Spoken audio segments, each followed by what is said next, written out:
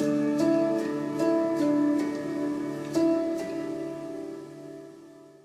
is sad that racism in Australia is still alive and that we are confronted every day with instances where racism and the disgusting behaviour by fellow Australian citizens is appalling, and that we must find a way to deal with it. Not only do we have the Gina Reinhart incident whereby she refused to acknowledge her father's comments in relation to Indigenous people, comments which at any level are horrific and damaging and hurtful and are just on any scale inappropriate. She had refused. It was a simple task. All she had to do was denounce them. But she chose not to, for reasons that we will never know, I guess. Australia's richest person, Gina Reinhart, pulling out of her $15 million sponsorship of netball has sparked an intriguing debate over where the line is drawn.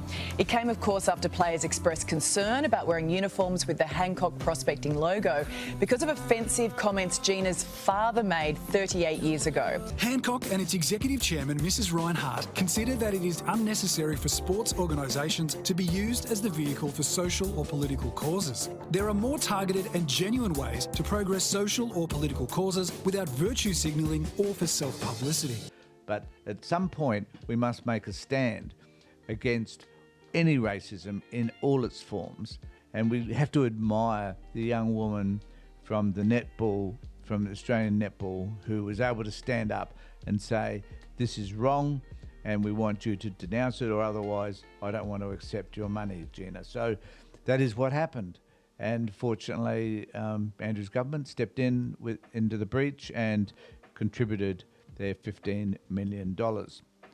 Pro-Gina PR push has gone into overdrive with article after article about Gina's philanthropic niceness. When pro-Gina media shout that her actions speak louder than words, what they really mean is money talks.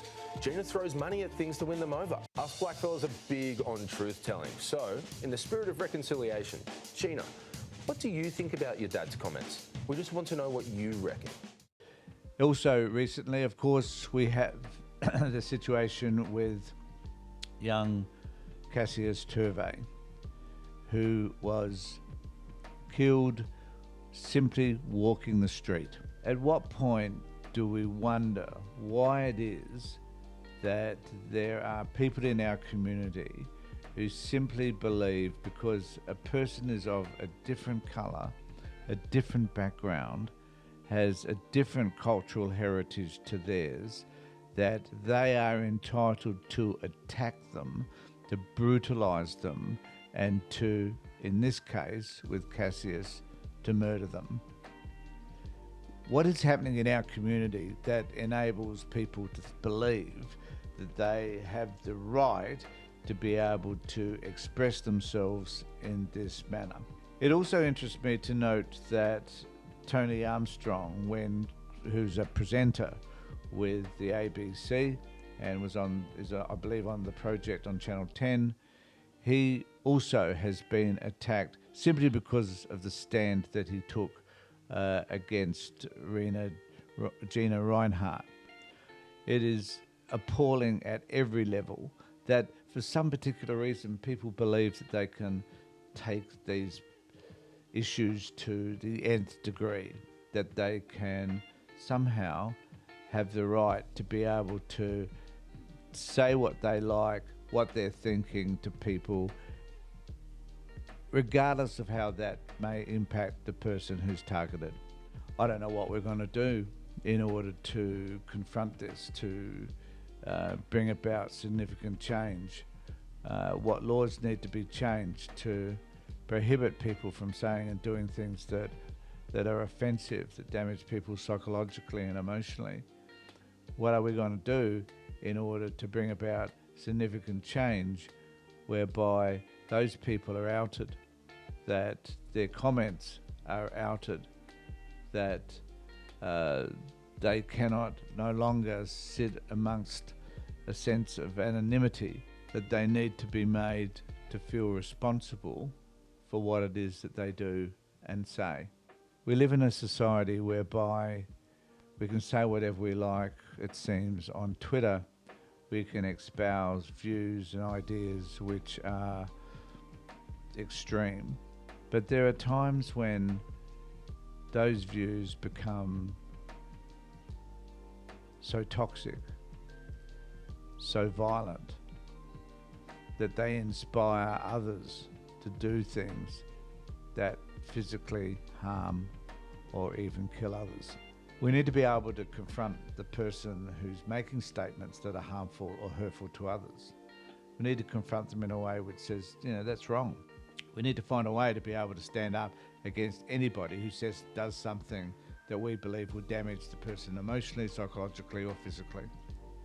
That at some point, all of us collectively, those of it, it doesn't matter whether you're right or left of the political spectrum. What does matter is that you hold a view which says that people are entitled to say whatever they need to say, providing what they're saying is not going to be damaging to others. The groups that do believe the stuff that they believe, the negative, hurtful, hateful stuff, what are those people wrestling with? What are those views doing to facilitate and expand their own sense of their version of right? What is it that those people are really confronted with that they're refusing to admit is a problem to them? What's actually happening for them? You kind of got to wonder, where does hate come from? What causes it in the first place?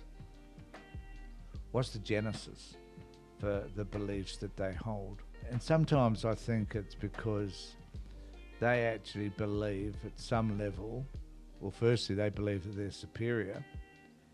And secondly, I think they believe that those people that are different to themselves, need to be eradicated so there can be a singular race, a race which is bound by their own colour, their own religious views, their own political views, and that there's no space within any of that for any difference, that they're wrestling with a sense of identity that is no different from the identity a person may be experiencing in relation to their gender. It's just a different form of identity. And that battle that they have inside themselves is extreme, and they're unable to be able to say, well, this is my struggle, this is things that I need to work out for myself. In fact, all they want to do is externalize that struggle so that it appears to be impacting all those people that they dislike. So let's externalize that. Let's take that out into the public space. Let's use social media, or let's use rallies, or let's just attack people in the street, because I'm not prepared to confront the demons I have inside of me that are allowing me to think and act in the way that I do. We teach in anger management classes, we teach about people taking responsibility for their behaviour. But these people, these racists, they have a collective, they have a sense of entitlement that is bred from the type of people that they hang around with, from the people that exist within their circle. And they feed off all of that. And that sense of entitlement brings them to a point whereby they think they can fight against others, they can express their views in whichever way they like, that they need to physically dominate. And what does that tell us about their emotional distress when they feel like they have to fight to be heard or be seen or noticed in some way? It's no different from men who become violent and angry towards their partners. They're wanting to get a space that they don't believe they have. They want to be heard. when they don't believe they are, and they want to be loved when they don't believe they're loved. The same sort of thing is happening for these racists. They want to be heard and understood too. And that can be within their own exclusive group, but they want that to be the majority. They want that to be everybody else. And they exert their power in whichever way they can, which is often physical and verbal, in order to create the space that they believe they need in order to be heard. That's where the battle should take place, inside them. But I don't think those people will ever take their time out to consider how to deal with those demons. And they'll never be able to do that in a way which will work towards creating a better society for us all.